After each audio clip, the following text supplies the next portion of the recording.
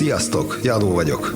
Közép-Európa első világra szóló podcast csatornáját hallgatjátok Magyarországról.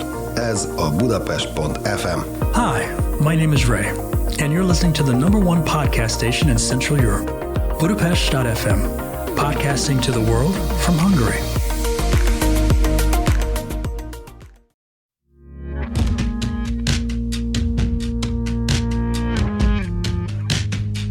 Our objective is to ensure that the people affected by the invasion of Ukraine have a platform from which they can express their stories, while documenting this historical period for future generations. Good morning or good afternoon. I am Rupert Slade at Budapest FM, The People Story. We should have a guy with us, but he's late. I hope he's coming. I think he's in a cab. He's Omar from Morocco, who came to Budapest on Wednesday, and we would love to hear his story, but things happen. I think he had quite a lot to drink last night. Maybe who blames him in the current situation? That's kind of one of the ways you might deal with the stress that these people have been suffering. I mean, some of these people have been suffering. So I'm waiting for Omar. But anyway, let me just tell you, I took Sergey and Svita in a week ago on Sunday, and it's been an incredibly heartwarming experience. And all I will say is that if you have space in your house, it's a wonderful thing to do.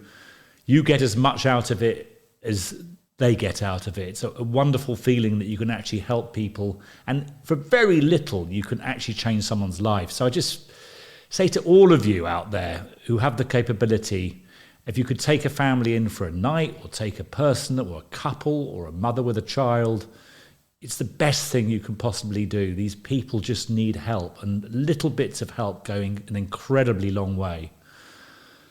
I also want to give a shout out to my friends in the UK, because I'm just really rather exasperated with our British immigration policy. The whole of the European Union are letting people in without visas, waived visas. Svita and Sergey, who've been staying with me, are going to Portugal tomorrow. Portugal are opening their doors to refugees.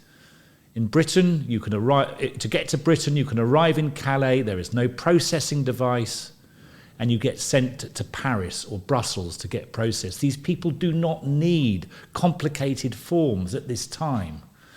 We've all seen World War II films. We've seen the Schindler's List of this world. This is a major crisis. And what upsets me from the bottom of my heart, is there are so many brilliant people in Britain who would take in refugees and would help. We are one of the richest countries in Europe. And for us to go and use process as a barrier and excuse in this ridiculous, incredibly difficult situation just saddens me deeply. So I want to get that off my chest. People who know me know that I'm slightly political, but on this is just about humanity. It's about people. We already have 1 million refugees in Poland at the moment. It's going to rise. We have 200,000 in Hungary. It's going to rise. Probably no more than 100, 150,000 would even try to go to the UK. Surely we have the capacity to take that tiny number as a population of 70 million.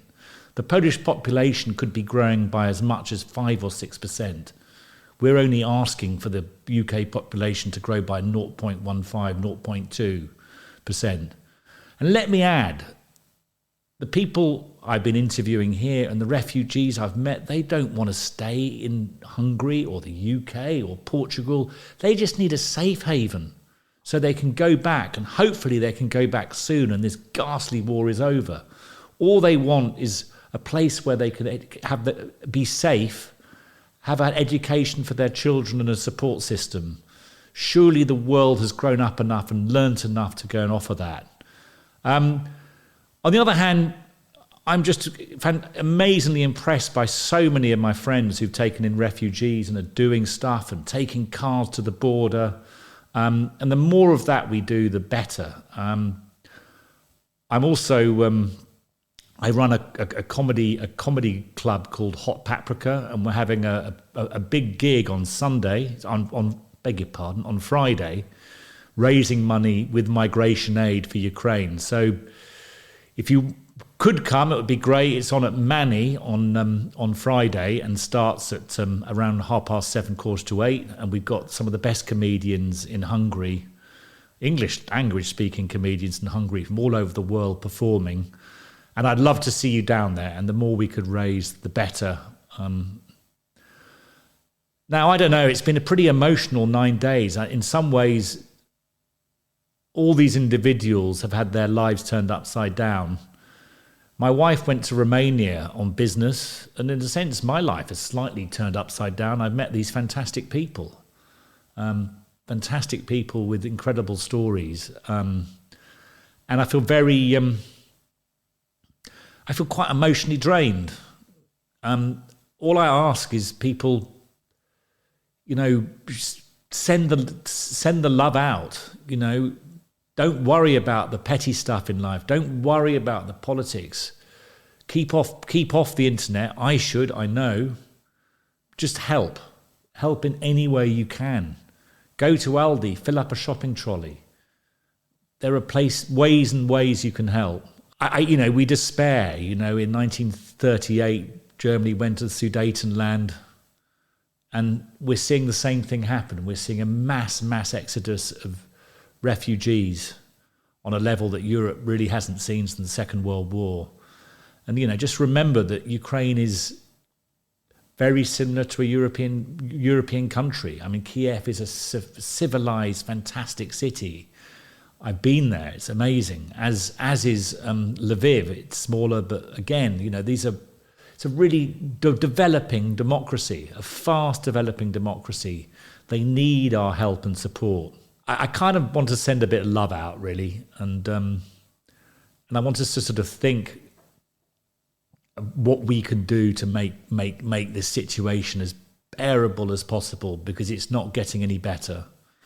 The Russian army seem to be desperate. They seem to be blowing up things willy-nilly. They're striking the whole of Ukraine, and particularly the bigger cities, by air. Sometimes in life can start feeling a bit purposeless when you're living in a nice, comfortable, middle-class, cosy environment like most of us do in the UK and even in Hungary and the US. But if this doesn't move people and give people purpose, I don't really know what does. This is a special moment in history and time. And at the People Story with my friend Ray, who's the producer of these podcasts, it's so important that these stories get told and got listened to from around the world, because it's a moment in time. We're meeting people when they've literally just come out and they've just recently experienced. These aren't memories of 30, 40 years ago. These are absolute red-hot memories of the moment.